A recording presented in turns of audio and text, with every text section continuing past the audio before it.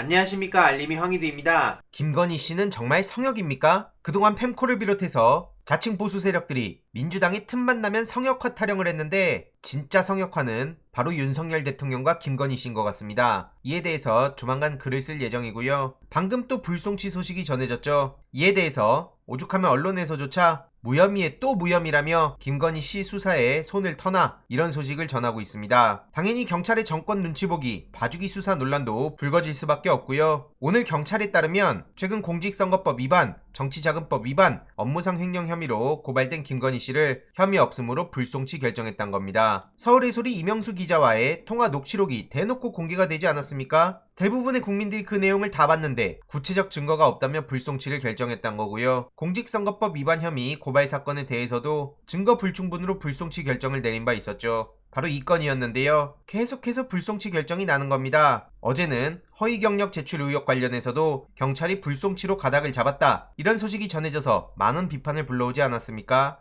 이달 29일까지는 마무리가 가능하다는 식의 얘기인데, 이에 대해서 민주당은 윤석열 정부에 의해 공정과 상식의 가치가 짓밟히고 훼손되고 있다고 비판했고요. 애초에 김건희 씨가 잘못을 인정하는 대국민 사과까지 하지 않았습니까? 잘 보이려고 경력을 부풀리고 잘못 적은 게 있었다, 이걸 대놓고 눈 감아주는 거나 마찬가지란 거죠. 김건희 특검법도 지금 발의가 된 상황인데 김혜경 씨의 7만 8천 원에 대해선 무려 129차례나 압수수색을 해놓고 어쩜 저렇게 염치 없게 노골적인 봐주기 수사를 할 수 있는 겁니까? 서면 조사도 2달 만에 답변서 낸 것 자체가 특혜라는 지적도 받지 않았습니까? 이러니 많은 시민들은 치해 법권이라고 비판을 하는 거고요. 이상민을 행안부에 임명 잘했지, 경찰국 신설도 잘했지, 김건희 말대로 알아서 다 기는 거 아니냐, 앞으로 허위 학력 경력 기재하는 사람은 어떻게 처벌하냐, 권력 잡으면 검경이 스스로 긴다고 한 말이 현실이 되는 상황이구나, 이런 비판까지도 계속해서 커질 수밖에 없습니다. 당연히 봐주기 수사 논란이 계속해서 커질 수밖에 없는 거고요. 더 화가 나는 건 오늘 오전 더 탐사에 경찰이 압수수색까지 들어갔단 겁니다. 정작 김건희 씨는 저렇게 털어주고 이걸 보도한 더 탐사는 압수수색하고 경찰이 무려 20여 명이나 출동했다는 건데요. 게다가 이재명 의원의 장남 입시 의혹을 제기한 국민의힘 의원 66명은 전부 무혐의 처분을 받았다는 겁니다. 이러니까 당연히 선택적 공정, 선택적 정의, 선택적 수사, 이런 비판을 할 수밖에 없는 겁니다. 당장 김혜경 씨의 7만 8천 원 사건도 얼마나 어처구니가 없는 겁니까? 앞선 문제들에 대한 비판은 비판대로 하고 최근 김건희 논문 재검증 관련해서도 국민대가 덮어주자 이에 대한 후폭풍이 거세지고 있죠. 범학계 국민검증단이 추석 전에 결론을 낼 거란 입장을 전하기도 했는데요. 이에 대해서도 우리가 계속 관심을 가지고 주위 사람들에게도 더 널리 알릴 필요가 있어 보입니다. 이외로도 지금 국민의힘 내부도 이준석 자필 탄원서 이후로 어마어마하게 분란이 커진 상황인데요. 어제는 오매불망 체리 따봉이나 기다려라,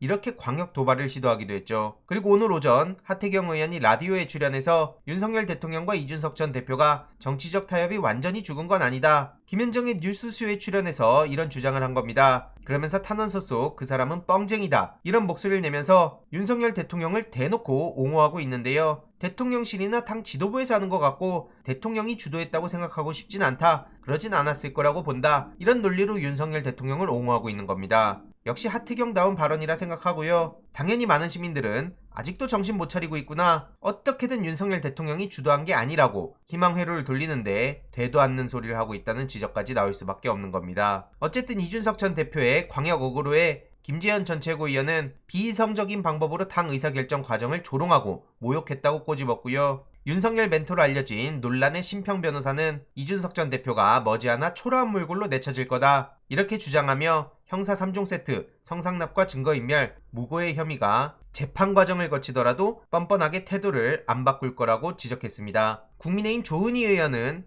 여당 지지층을 향해 헤어질 결심을 해야 된다고 목소리를 높였는데요. 쉽게 말해 이준석 전 대표가 내부 총질만 계속하니 많은 지지자들이 피로감을 호소한다는 거고요. 심지어 일제 순서보다 더 밉다, 일부 지지자들이 이런 생각까지 하고 있다고 목소리를 높인 겁니다. 그리고 김기현 의원은 이준석 탄원서를 재밌게 봤다, 그런데 명예훼손 험담은 바람직하지 않다, 이런 주장을 했는데 이에 대해서 많은 시민들은 그래서 고래고긴 어디 갔냐, 김기현이란 사람은 사람들이 가장 야비한 정치인이라던데 맞는 것 같다, 이렇게 돌려받고 있습니다. 어쨌든 윤석열 대통령은 무능, 무책임, 무식 등등 제대로 된 국정 운영은 보여주지도 못하고 국민의힘 갈등은 계속 커져갈 것으로 보이는데요. 지금 외환위기 재발 안 하도록 철저히 대응하자, 최근 이런 주장을 하지 않았습니까? 그런데 더 황당한 건 바로 이 사진입니다. 보시다시피 물가는 22년 3월쯤부터 치솟기 시작하고 환율은 1345원을 돌파해서 엄청난 고환율의 압박을 받고 있죠. 게다가 코스피는 보시다시피 엄청나게 떨어진 상황입니다. 배경판을 어떻게 이런 걸 두고 사진을 찍을 생각을 할까요?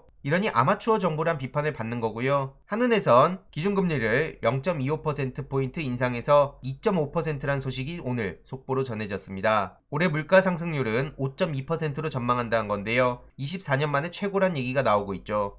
여러 이유에 따른 건데 유럽 에너지 위기 현실화, 식품 가격 급등, 기대 인플레이션 상승 등 적어도 10월까진 6%대 고물가 국면이 이어질 거란 전망이 나온 거고요. 게다가 최근 수원 세무녀 비급, 그리고 물가 타격은 양극화가 심해져서 저소득층이 생계비의 소득 4분의 3을 쓴다는 소식까지 전해졌습니다. 소득 상위 20%와 하위 20%의 격차가 점점 더 커진다는 얘기고요. 지난해 인구가 5,194만 명으로 그 전에 대비 9만 명가량 줄어들었습니다. 72년 만에 첫 감소 추세고요. 인구 성장률도 마이너스에 들어섰는데 과연 현 정부가 이런 문제들을 제대로 해결해 갈 수 있을까요? 걱정밖에 안 되고요. 개혁뿐만 아니라 민생에 대한 소식 계속해서 전해드리도록 하겠습니다. 이번 내용도 유익했다면 구독, 좋아요, 알림 설정, 멤버십 가입 정말 큰 힘이 된다는 점 말씀드리고 싶습니다. 이번 내용도 주위에 널리 공유 부탁드립니다.